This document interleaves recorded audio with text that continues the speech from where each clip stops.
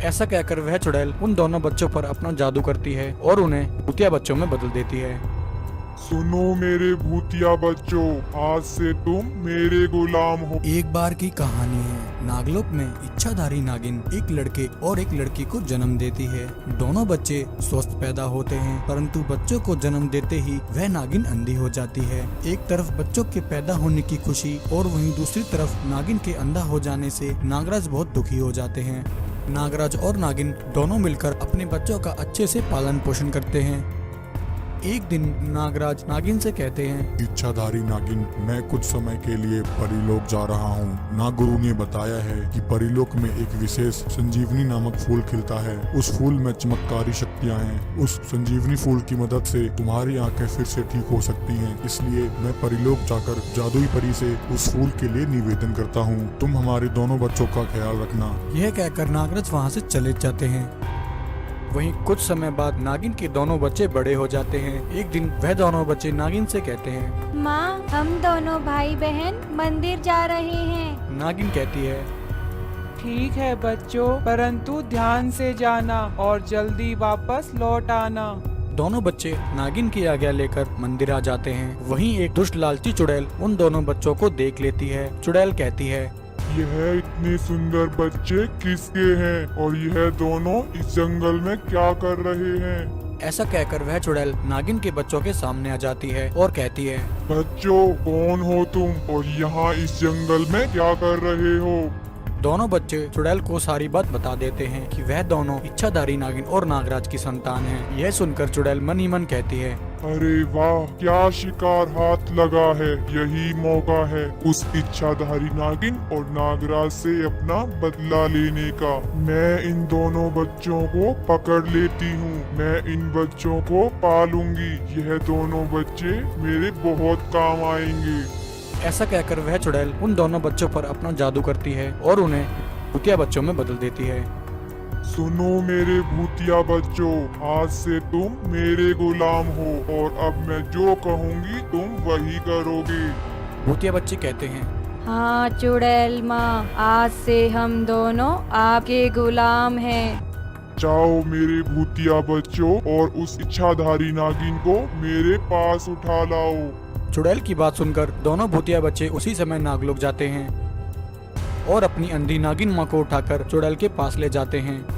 अरे बचाओ, अरे कोई मुझे बचाओ। तुम दोनों कौन हो और मुझे इस तरह उठाकर कहाँ ले जा रहे हो?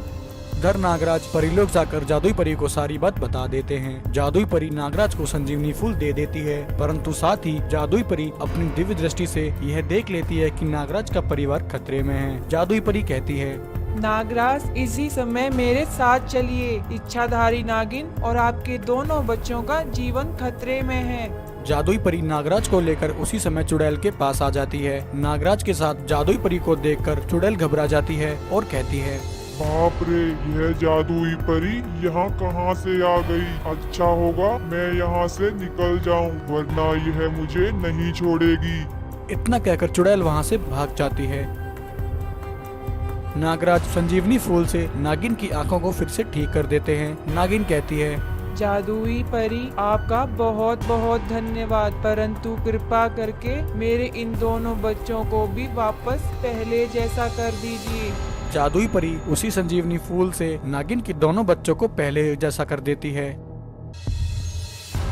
और वह चुड़ैल का पीछा करती है। अरे छोड़ दो दुष्ट चुड़ैल, कहाँ लेकर जा रही हो मेरे बच्चों? एक बार की कहानी है। एक बार गांव के सरपंच के घर उसकी पत्नी को 2 जुड़वा बच्चे हो जाते हैं। सरपंच के घर खुशी का माहौल होता है। गांव के सभी लोग सरपंच के घर बधाई देने आए होते हैं। बधाई हो सरपंच जी, बधाई हो। ईश्वर की कृपा से आज आप 2 जुड़वा बच्चों से संपन्न हुए। 2 जुड़वा बच्चे आ जाने से सरपंच खुश होकर पूरे गांव में दावत का ऐलान करता है। सरपंच के आमंत्रण से सारे गांव में खुशी का माहौल होता है। वहीं उस रात जब सभी गांव वाले अपने घरों में सो रहे होते हैं, तभी एक भयानक चुड़ैल उस गांव में अचानक से आ जाती है। चुड़ैल कहती है, मुझे इस गांव में नवजात बच्चों की गंध आ रही है। कहाँ है वह नवजात बच्चे? तभी उस चुड़ैल की नजर सरपंच की बीवी और उसके दोनों जुड़वा बच्चों पर पड़ती है। अरे वाह, दो जुड़वा बच्चे, मुझे ऐसे ही बच्चों की तलाश थी। वह चुड़ैल उन दोनों बच्चों को उठा लेती है और उन्हें लेकर वहाँ से भागने लगती है। तभी इतने में सरपंच की पत्नी की आंख खुल जाती है और वह चुड़ैल का पीछा करती है। अरे छोड़ दो दुष्ट चुड़ैल, कहाँ लेकर जा रही हो मेरे बच्चों को? कोई बचाओ मेरे बच्चों को। परंतु वह औरत उस चुड़ैल का पीछा नहीं कर पाती है और ठोकर खाकर वहीं गिर जाती है। अगले दिन गांव में इस घटना से सनसनी फैल जाती है। अरे भाई, यह तो बहुत ही बुरा हुआ। हाँ भाई, मैंने भी सुना, कल रात एक चुड़ैल सरपंच जी की दोनों बच्चों को उठाकर ले गई।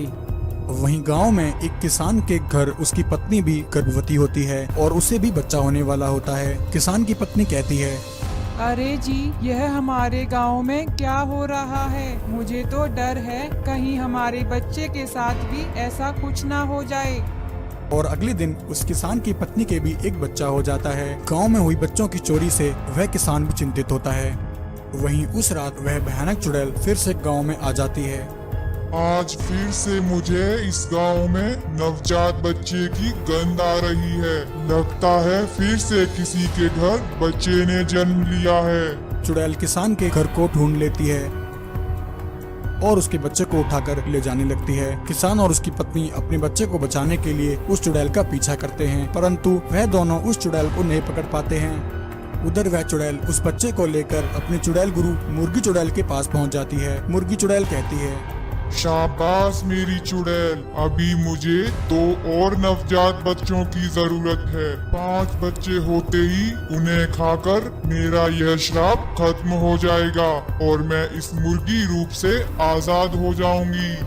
दुखी होकर साधु बाबा के पास पहुंच जाते हैं और उन्हें गांव में हो रही बच्चों की चोरी के बारे में बताते हैं। गांव वालों की बात सुनकर साधु बाबा अपना ध्यान लगाते हैं और सब देख लेते हैं कि एक मुर्गी चुड़ैल अपने श्राप को खत्म करने के लिए वह चुड़ैल गांव से नवजात बच्चों को उठा रही है। यह सब देखकर साधु बाबा उसी समय नागराज को वहाँ बुला लेते हैं और नागराज को मुर्गी चुड़ैल के बारे में सारी बात बता देते हैं। साधु बाबा कहते हैं, नागराज, वह दुष्ट मुर्गी चुड़ैल कहाँ है? उसके स्थान के बारे में मुझे भी मालूम नहीं, इसलिए अब वह चुड़ैल ही हमें उस मुर्गी चुड़ैल तक पहुंचा सकती है और यही एकमात्र रास्ता है। ऐसा कहकर साधु बाबा एक औरत का रूप ले लेते हैं और नागराज एक नवजात बच्चे का रूप ले लेते हैं। रात होते ही चुड़ैल नवजात बच्चों की तलाश में गांव में फिर से आती है और एक आंगन में नवजात बच्चे को देखकर वह उसे उठा लेती है और उसे लेकर मुर्गी चुड़ैल के पास आ जाती है और कहती है, हे चुड़ैलों की रानी, देखिए मैं आपके लिए एक और नवजात बच्चा ले आई।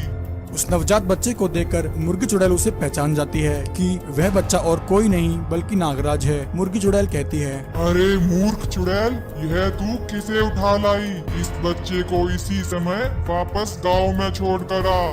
तभी इतने में नागराज अपने असली रूप में आ जाते हैं और उस चुड़ैल को अपने एक ही प्रहार से वहीं मार देते हैं। चुड़ैल को मारने के बाद नागराज अपनी शक्ति से मुर्गी चुड़ैल को वहीं आग में जलाकर भस्म कर देते हैं।